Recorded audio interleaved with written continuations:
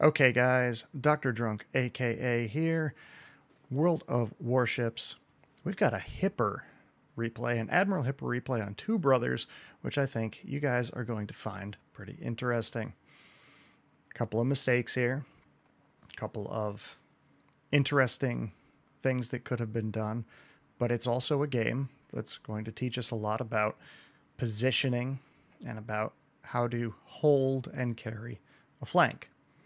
So, as we get started, I'm divvied up with Dream Theater and Somalia's Best. Somalia is in the Asashio. Dream is in his Implacable. So it's a CV game. We have 2 destroyers per side. They have a Low Yang with big hydro. They have a Sims, which has decent AA. They also have a Cleveland, Edinburgh div. Remember that because that's going to be important later. Somalia is sitting here saying the D flank is going to collapse, so we have to do what we can to secure A. Most of the time when we play, especially myself, I run Matchmaking Monitor, so I know exactly what is going on. I know what I have on each side, I know which side to pay attention to, and I know which side I want to support. So, Somalia heads off towards A. He's trying to see what he can see, trying to get some stuff spotted out for me. You'll notice we also have a Prince Eugen, a Baltimore, an Alsace, and a Tirpitz coming with us. Briefly spotted by rocket planes from the enemy Lexington. And he's obviously going to try and find our Asashio. However, the Prince Eugen is pushing. Prince Eugen is pushing straight towards ACAP, finally decides that, you know what, maybe that's not the best idea, I should probably turn away. So the Eugen turns away. The rocket planes head out wide, I don't know why. I don't know why he thinks there would be a destroyer out wide. Maybe he's hunting for the Asashio, thinking he's going to be on the flank. I don't know. But as you can see, decap is already being flipped by the Reds. So they are going to have a points advantage. The rocket planes are coming back. They're coming back going after the Tirpitz. I don't know why, again, but they are. And now I'm hard spotted by the Sims, so it's time to open up. First salvo goes out on the Sims, and as he blinks out, we do about 2,500 points damage and knock out some module of his and set him on fire. He smokes up, we go again, and suddenly we found the Cleveland. If you've been looking at the minimap, you'll know where the Cleveland is. It's hiding behind those islands over about D4. Now, that's a good position for a Cleveland, but as long as they say spotted, I can still lob shells over that island and plink at them as well. Sims isn't spotted. Cleveland is the next most dangerous target because it's a radar cruiser, and that radar cruiser puts our Asashio in jeopardy, so I'm going to go after them. Prince Eugen decided to make a curl back, and he's going to sail broadside to the cap. Broadside to 2 Clevelands, and Edinburgh, and an Alsace. We get a fire on one of the Clevelands, and we're going to check and see, is it ticking away? No, it's not ticking away. He damn-conned it, but they're unspotted, so I can't take any pot shots at them. The Hipper, the Prince Eugen, decides that he wants to push. I don't know why, but he decides he wants to push. In the meantime, D's been capped. We are now at a points disadvantage. We're at a cap disadvantage. We haven't capped A. It's being held. The Prince Eugen apparently wants to get his torpedoes away because that's what you do as a German cruiser. It has torpedoes, so I guess you should probably try to use them. He gets chunked pretty hard by the Alsace, and he's going to go down here in just a second. And right there. And he goes down actually to the Sims, surprisingly. Now, look at where our team is. We're spread out around A. We're actually holding off the push from A. Our D side, the D cap, they are all over the map. The Atlanta's in open water. The Z-23 is as close to the map border as you can get. I don't know what he's doing. I guess he's hunting the CV. But nonetheless, we do not have any map control. They have all the map control. The Alsace has made the kind mistake of pushing into the cap and unkind mistake of drawing our Tirpitz out into the cap.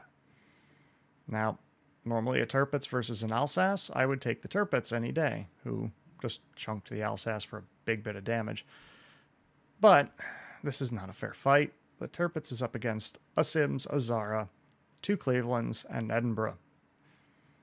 And potentially a, enemy Tirpitz way up in C3. So I start pinging the map to try and get people to pay attention. Our Atlanta on the other side apparently dies to a Cleveland. Or our Atlanta on this side dies to a Cleveland. Our Atlanta dies to a Cleveland. And the Tirpitz dies to the other Cleveland. The Alsace is burning, so chances are the Alsace is going to go down, and he does to the Baltimore. But we still have a problem of being down more than 200 points. We haven't even capped A yet, and it's 6 minutes into the game. They already have D. Our Z-23 is in the middle of nowhere. It's basically sailing to Narnia. Our Mass B is going to take on a Tirpitz, an Alsace, and a Belfast alone. And really, we don't have any map control whatsoever, so it's time to make a bit of a push. So I'm going to go out wide on the flank and see what I can do to get some cross shots up. If you look at the way our team is positioned, the Baltimore, myself, the Alsace, we have the potential to put up crossfire, which would be a great way to do some damage. Of course, in the middle of all this, one of their Clevelands decides that it's a good time to go down the middle and run into our friendly Atlanta. Now that's a full health Cleveland against a Atlanta. Both ships have radar. Neither ship has smoke. With the Atlanta's rate of fire, he should be able to chunk the Cleveland down pretty well, especially with carrier support. And as we're taking pot shots at the Zara, who's backing up, we get a fire, which he damcons a fire. And as a cruiser, that's fine to damcon a single fire, but Zara doesn't have a heal, and this second fire is going to stick. Meanwhile, in the middle, oh look, we found the Loyang, which the Loyang has smoke.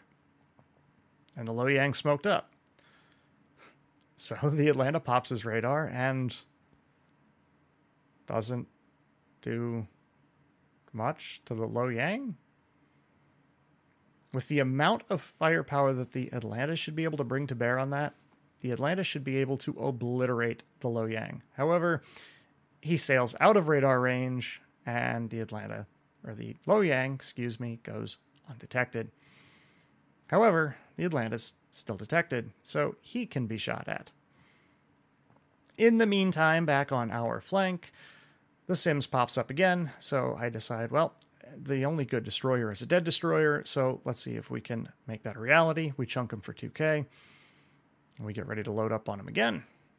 And, of course, we try to run into an island. No, we don't run into an island. But he does manage to wiggle. The Sims is a very maneuverable destroyer. He manages to wiggle out of the way, doesn't take any more damage from us. At this point, Somalia and Dream and I are saying, holy shit, we got to do something. They're capping C. Our Z-39 is spotted out in the middle of nowhere with no support. Our Mass B has no support. We've got to do something fast. We are down 325 points at this point. I make a big mistake. I show broadside to the Zara, not thinking that he's the one that's targeting me, thinking it was the Cleveland or the Tirpitz, who I'm angled against the Tirpitz, so I couldn't give a crap less, but the Zara SAP, the Zara SAP, does really hurt. And the Zara's a good player. Another perk of Matchmaking Monitor is the Zara being a good player and knowing this. Somalia lands some amazingly well-placed torps on the enemy Tirpitz as he's cutting through the gap. Chunks him down to about 7k. Of course, he has a heal.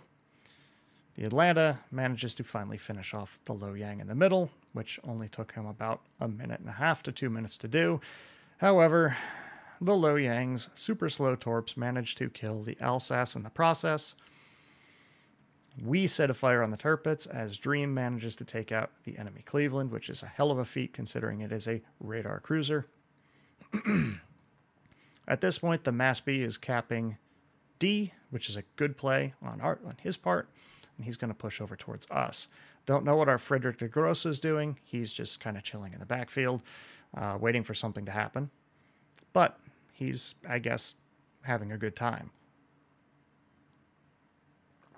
Excuse me, guys. I had a little sip of coffee.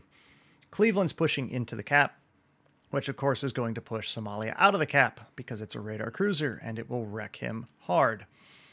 Tirpitz pops up again. He's already burning. He's used his heal. He's used his DCP. He's only got 3,000 hit points left, so we're going to take a few more shots at him, see if we can take him off the board. He goes unspotted just as we send another salvo downrange, and in just a second here, that Tirpitz is going to go down. Next up, we have a Belfast. Belfast is scary. Belfast has Hydro, Belfast has Radar, Belfast has Smoke, Belfast has HE with about a 7.5 to 8 second reload. So we kind of want to take the Belfast off the board. Somalia is in smoke. He's plinking away at the Cleveland and the Belfast. We get a nice, juicy Citadel on that Belfast, along with 2 other pens and 2 overpens, and we put him on the bottom. So that's our second kill, 61,000 points damage. Now, Cleveland and the Edinburgh are deciding they want to push. And this is unfortunate that I didn't open up earlier, but I should have. Edinburgh goes to stop in smoke right at the edge of the cap and try to hold that cap, and he goes undetected. Meanwhile, the Cleveland, he goes undetected. So at this point, we have captured decap. Our Z-39 has decided he's coming back from Narnia. Tirpitz on their side is rotating back. I spot a low-health Zara. I take a pot shot. Well, it's not going to do very well if we can't have any spotting. So, those shells are going to fall completely harmlessly. Zara pops up again, taking a shot at me. Actually, it was the Alsace that took a shot at me. But the Zara pops up. We land a couple of HE shells on him, and that does him in. Now we have cleared away the Zara, who's a big scary thing for our destroyer. There's still a Cleveland and an Edinburgh hiding out there, but our biggest concern now is a 47,000 health Alsace pushing straight into the cap.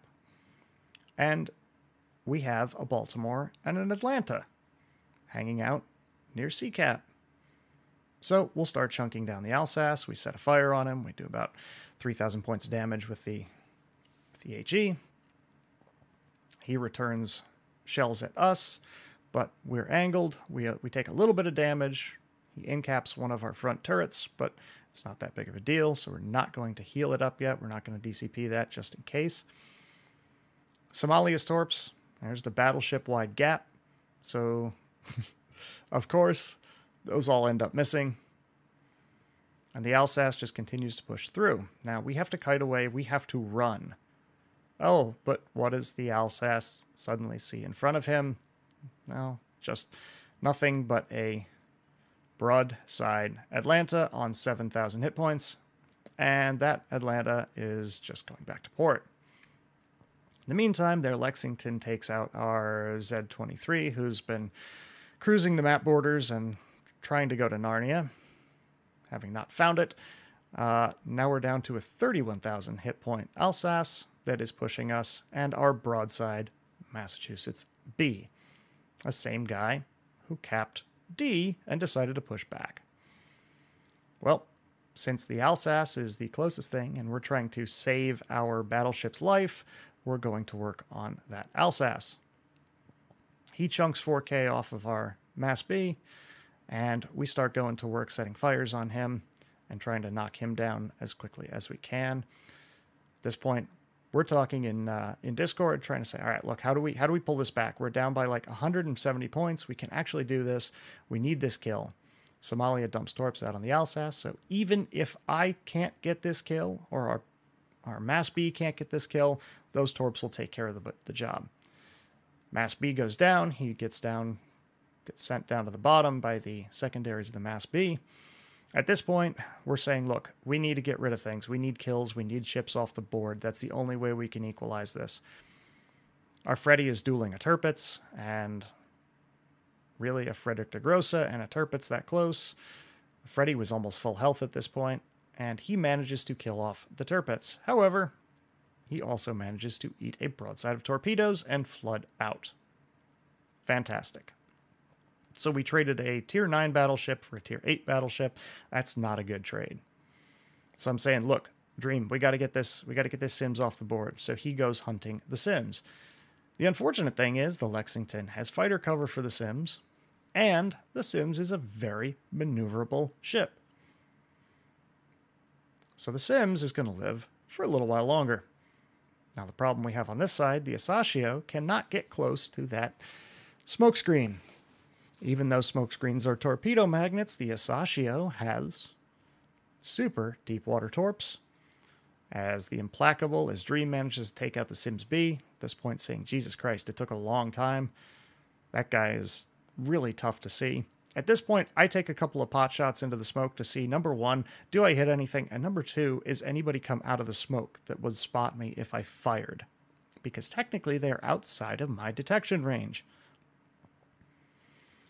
Carrier planes come over. That actually gives spotting on the Massachusetts and the Baltimore, and it lets me do a little bit of blind firing into the smoke. Now, I make a critical mistake here. I should simply stick to one target in the smoke. I should not be switching back and forth. I should just be staying based on one set of shells, one set of tracers. Was trying to set a few fires, try to force some damcons so that we can actually get these guys chunked down when they pop out of the smoke, but that obviously doesn't work. Now, you can see, too, the fighters managed to come from right around D1, E1, and then the Lexington suddenly gets spotted. So we know that the CV is moving and is pushing up. Cleveland manages to push out of smoke and shows himself. He's down to 16,000 hit points, so if we can land a couple of shells on him, Dispersion trolls pretty hard there. We get a couple of pens, but it's not going to be enough. 2 more pens nets us the Confederate medal. At this point, Somalia is saying, hey, I need to grab a cap. I can't grab the cap. It's covered by radar, so I'm going to push back up into B cap. And the only thing that's better than a broadside cruiser is a broadside cruiser, light cruiser with AP loaded. And we chunk him for about 18,000 points of damage with 3 citadels. Unfortunately, it's not enough to sink him. Now, we got 2 caps. They have 2 caps. So we're even on cap points. We have 2 minutes left in the game.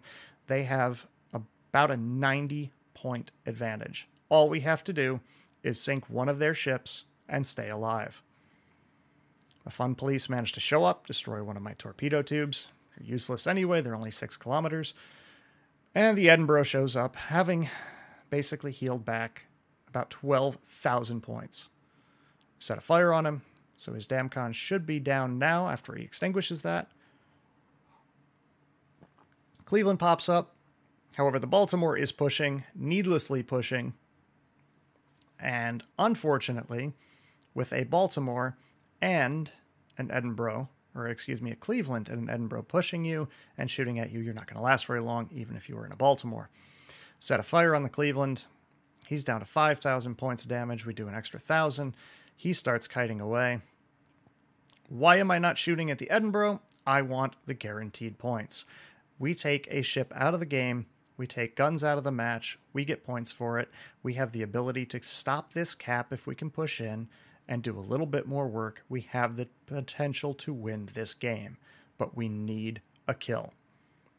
I'm getting chunked by the Edinburgh. I don't have a repair of it. I don't have any kind of repair.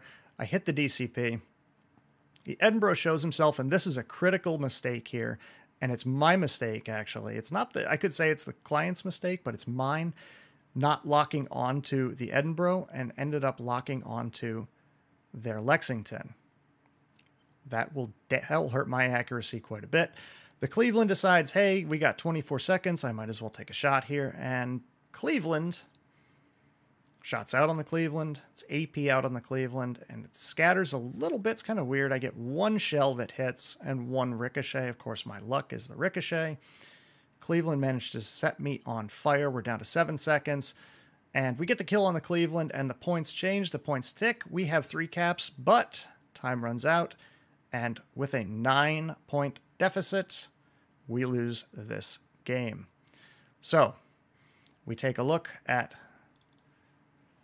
the post-battle results. I don't have the actual post-battle first screen here, but that's about 127,000 points of damage, 4 kills, 16 plane kills. We had a Confederate, and 1,857 base XP, which even beats their Cleveland, who was the top of their team, with 1,697 base XP.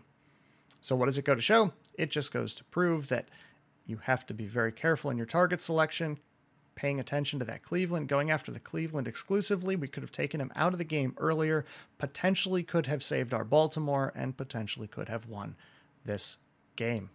But nonetheless, it is a loss, and there's always something to learn from it. So until next time, Dr. Drunk, aka, signing off.